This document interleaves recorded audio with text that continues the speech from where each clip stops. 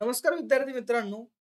तर विद्यार्थी मित्रांनो, जे काही आपलं ग्रामीण डाक सेवक आहे, टी-एस, तर यासाठी आपली रिक्वायरमेंट आलेली आहे.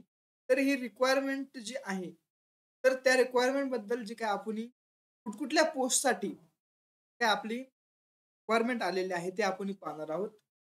ही ऑल ओव्हर इंडियाची असणार आहे. त्यानंतर रजिस्ट्रेशन, तर ॲक्टिव्हिटी अँड शेड्यूल याचं रजिस्ट्रेशन जे आहे, तर registration and submission of the online application हे 10 फेब्रुवारी 2025 ला सुरू झालेलं आहे. परंतु त्याची लास्ट डेट आहे 3 मार्च 2025 आणि तुमचे जे काही एडिट आणि करेक्शन विंडो आहे, तर तुम्हाला करण्यासाठी 6 मार्च 2025 ते 8 मार्च 2025 पर्यंत मुदत.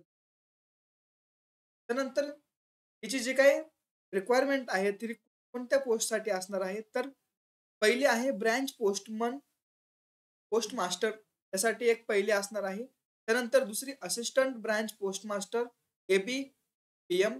त्यानंतर तिसरी डाकसेवक इत्यादी रिक्वायरमेंट्स असणार आहे.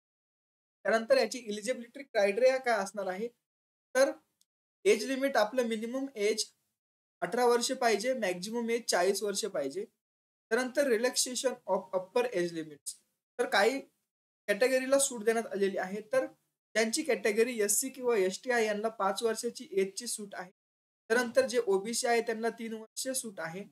जे ई-डब्ल्यू-एस आहे त्यांना काहीच सूट नसणार आहे. त्यानंतर जे पी-डब्ल्यू-डी कॅन्डिडेट आहेत म्हणजे डिसॅबिलिटी आहे, त्यांना 10 वर्षाची सूट असणार आहे. Person with disability PWD plus OBC कॅटेगरीमधून असेल तर 13 वर्षाची त्यांना सूट असणार आहे आणि disability PWD plus SC, ST कॅटेगरीचे असतील तर त्यांना 15 वर्षाची सूट असते. त्यानंतर क्वालिफिकेशन काय पाहिजे याचा डेट ऑफ, तर एज्युकेशनल क्वालिफिकेशन काय पाहिजे, तर आपली जी काही 10वी आहे तर ती 10वी आपण पास झालेलो पाहिजे. त्यानंतर एक कुठल्यातरी रिकॉग्नाइज्ड बोर्डकडून. त्यानंतर जे काही आपल्याला लोकल लँग्वेज आहेत ॲट लीस्ट 10th स्टँडर्ड, जे 10वी आपल्याला ज्या लोकल लँग्वेज होत्या रिकॉग्नाइज्ड बोर्डमधून, तर त्यामधून आपण काय पाहिजे, लोकल लँग्वेजचं आपल्याला नॉलेज पाहिजे आणि आपण त्यातून पास पाहिजे. म्हणजे 10वी जे तुम्हाला समजा महाराष्ट्रामधून जर असाल तर तुमची मराठी लोकल लँग्वेज आहे तर ती तुम्हाला आली पाहिजे. त्यानंतर विद्यार्थी मित्रांनो, अदर क्वालिफिकेशन काय आहे, तर qualification knowledge of the computer, तुम्हाला कॉम्प्युटर चालवता आलं पाहिजे. त्यानंतर तुमचं cycling, knowledge of the cycling, तुम्हाला सायकलिंगचं नॉलेज असलं पाहिजे.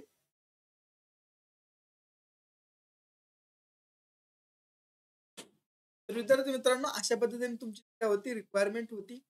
तर जी रिक्वायरमेंट तुम्हाला याचे लिंक्स आपल्या डिस्क्रिप्शन बॉक्समध्ये देण्यात येतील. त्यानंतर तुम्हाला डॉक्युमेंट्स कुठले-कुठले लागणार आहेत सबमिशनसाठी, तर marksheets, identity proof, caste certificate, P certificate, E certificate, transgender certificate, date of birth proof, त्यानंतर medical certificates, certificate issue by the competent authority in respect of the knowledge of the tribal local dialects in case of engagement in the state of Arunachal Pradesh. तर हे documents काही compulsory आहेत, काही अनकंपल्सरी आहेत. तर तुमचे असेल तरच तुम्हाला डॉक्युमेंट्स द्यायला लागतील. तर विद्यार्थी मित्रांनो, जे विद्यार्थी इंटरेस्टेड असाल त्यांनी ही जी काही रिक्वायरमेंट आहे त्याचा तुम्ही फिल करून टाका. तर विद्यार्थी मित्रांनो, थांबूया आपण आपल्या आजच्या व्हिडिओमध्ये. भेटूया पुढील नवीन व्हिडिओमध्ये. धन्यवाद.